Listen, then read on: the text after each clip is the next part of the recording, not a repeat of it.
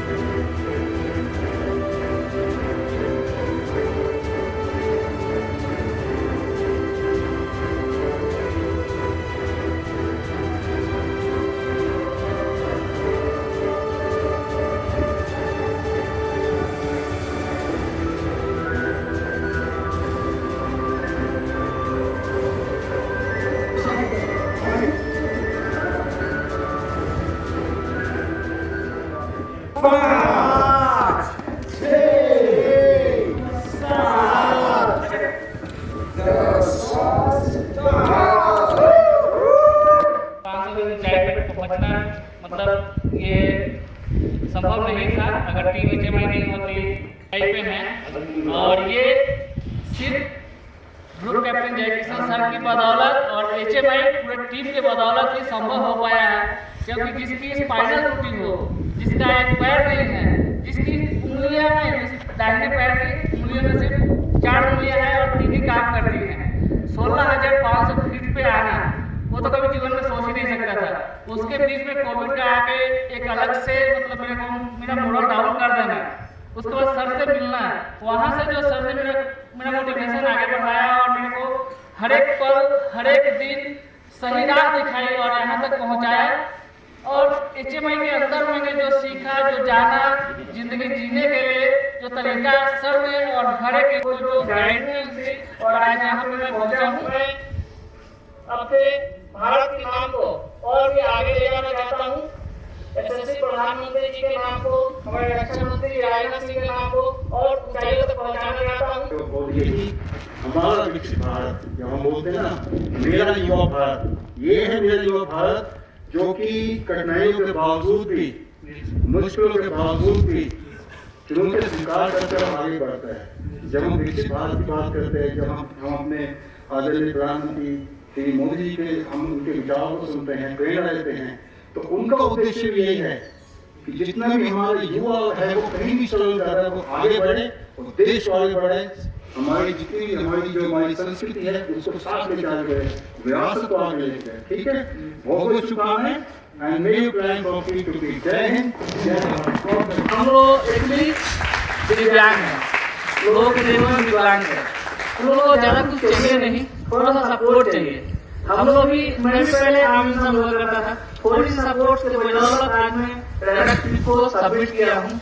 अगर ऐसे हमारे जैसे हर एक दिव्यांग भाई बहनों को थोड़ा सा सपोर्ट मिले ना तो वो भी कमाल करके दिखा सकते हैं और वो हर एक काम कर सकते हैं जो कि एक नॉर्मल इंसान, एक आम आदमी कर सकता है ना सर? बिल्कुल। तो मैं हर एक भारतीय को, हर एक हिंदुस्तानियों को बोलूंगा कि हम जैसे लोगों को सपोर्ट करिए, फिर देखिए हम भारतीयों और भारत के नाम को और हमारे प्रधानमंत्री जी के नाम को और मुहिम को, युवा भारत मुहिम को हम लोग कहाँ तक ले जा सकते हैं। और मैं तो चाहूंगा कि हर एक इंसान की जिंदगी में एक ग्रुप कैप्टन जैसे इंसान का शामिल होना बहुत जरूरी है, क्योंकि आज तक मैं बस मैराथन दौड़े जा रहा था, भागे जा रहा था। जब से इनके गाइडेंस में आया तब से बहुत सारी ऊंचाइयों को छू रहा हूँ और आगे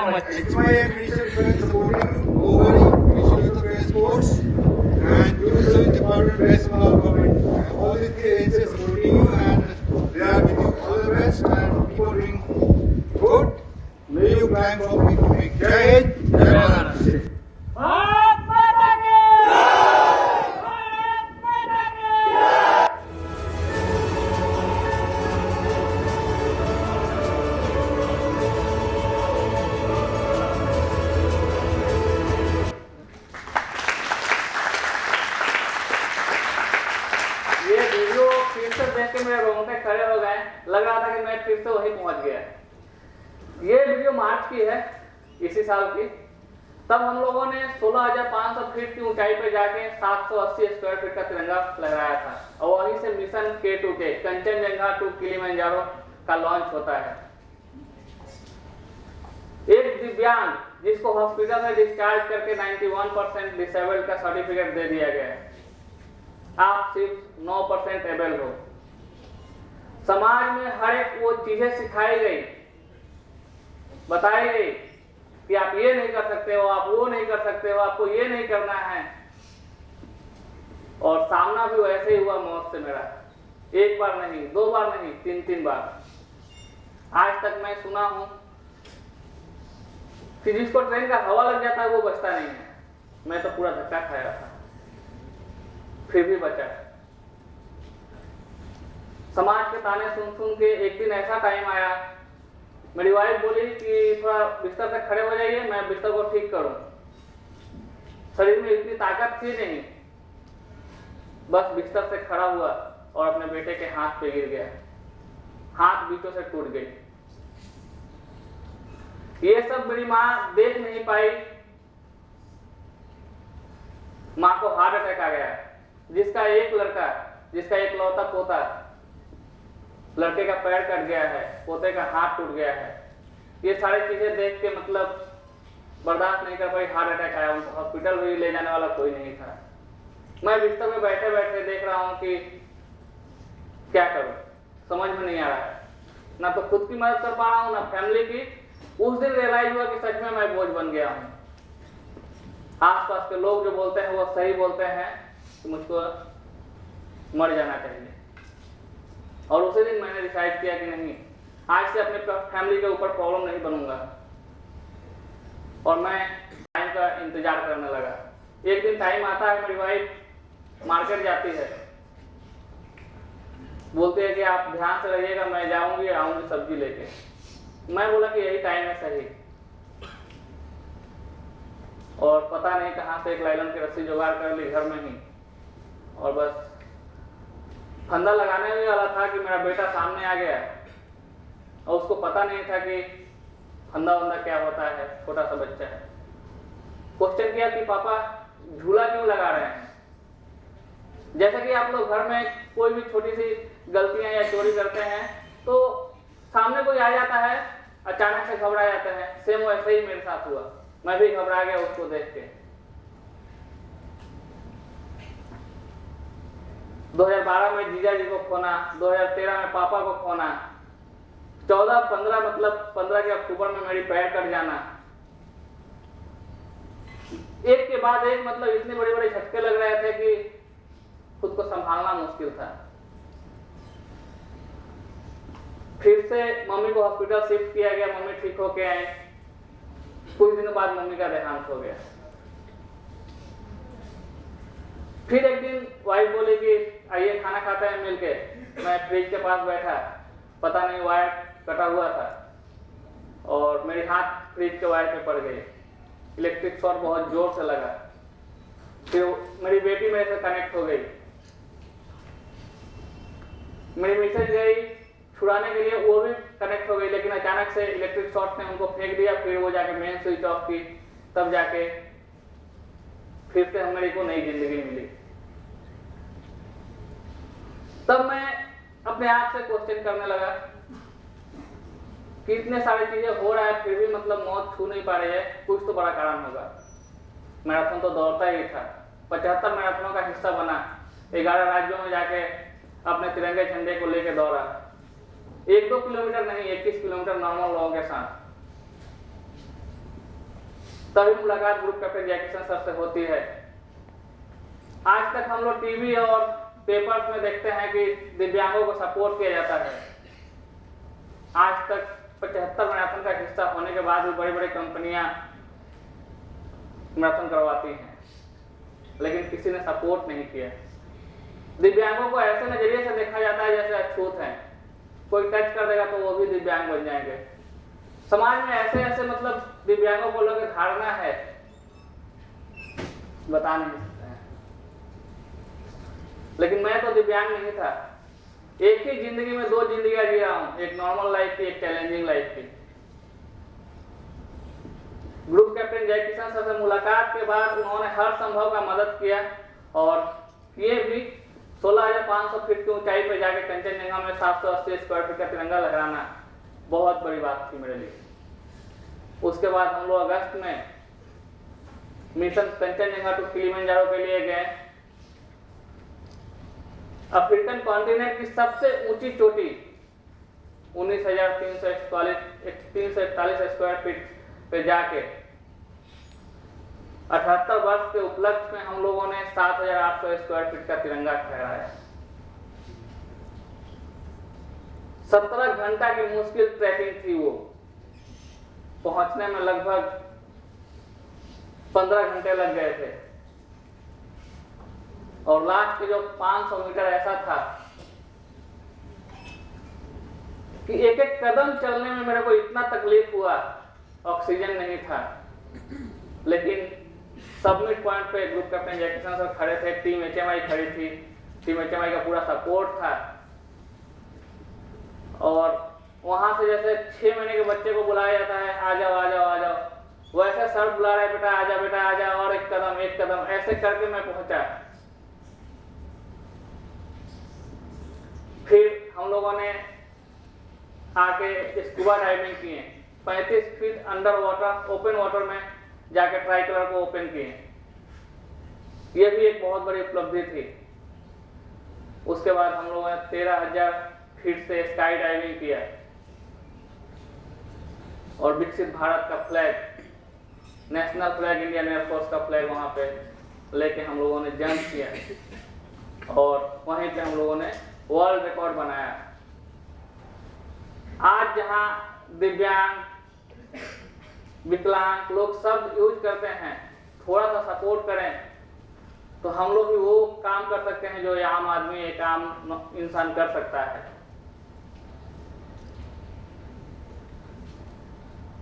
लेकिन हिमालय माउंटेनिंग इंस्टीट्यूट का मैं पहला ऐसा इंसान बना जिनको उन्होंने मेरे जैसे इंसान को सपोर्ट किए और प्रेरित किए और आगे ले जाने का वादा किए हैं सर लोगों ने। मैं आज सपने देखता हूं कि मैं एक दिन एवरेस्ट क्लाइंब करूंगा। Thank you so much.